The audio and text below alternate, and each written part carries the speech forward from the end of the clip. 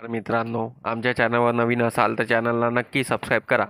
म्हणजे तुम्हाला मालिकेचे नवनवीन एपिसोड सर्वात अगोदर पाहायला मिळतील. तर नवरी मिळे हिटलरला या मालिकेमध्ये काय घडलं?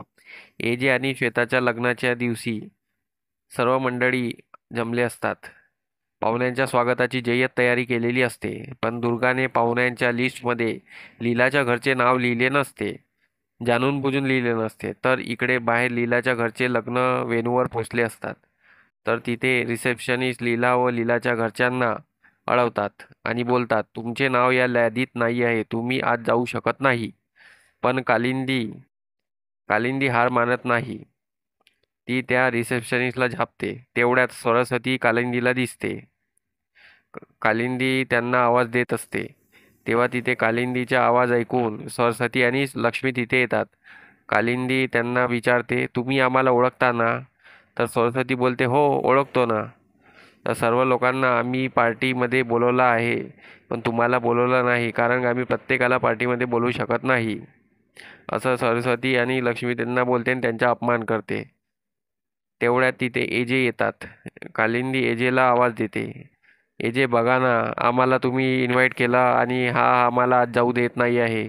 तर एजे दुर्गावर चिडतो आणि बोलतो, दुर्गा दुर्गा तर दुर्गा आणि आजी तिथे येतात. एजे दुर्गाला बोलतो, गेस्टचा अपमान होणार नाही याची जिम्मेदारी तुला दिली होती. आय होप तू ती नीट सांभाळायला पाहिजे. हे ऐकून दुर्गा मान खाली टाकते व त्यांना वेलकम म्हणून एजे आतमध्ये निघून जातो.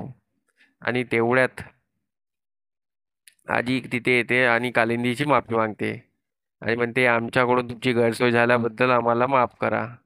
इकडे रेव आणि लीला आजीला बोलतात, आम्ही आतमध्ये वेगवेगळ्या दिशेने जातो. तर आजी आणि कालिंदी बोलत असतात. मग नंतर कालिंदी बी वेगळ्या दिशेने स्टेज पाहत पाहत आणि आपलं लग्नाच्या स्टेज बघत बघत आतमध्ये निघून जाते.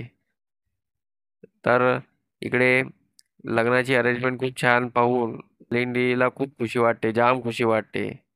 आज माझी लीला इथली सून होणार असं तिला वाटते. इकडे इकडे किशोर आणि विक्रांत मिळून लीलाचं लग्न एजेशी कसं लावून द्यायचं याचा प्लॅन करत असतात.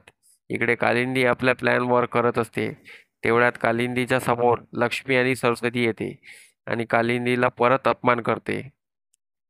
कालिंदी त्यांना काही बोलत नाही आणि चुपचाप ऐकून घेते आणि दयामाया करत असते. इकडे लीला एजेच्या रूममध्ये जात असते. तेवढ्यात तिला दुर्गा अडवते आणि विचारते, तुमचा नक्की प्लॅन काय आहे हे सांगा मला.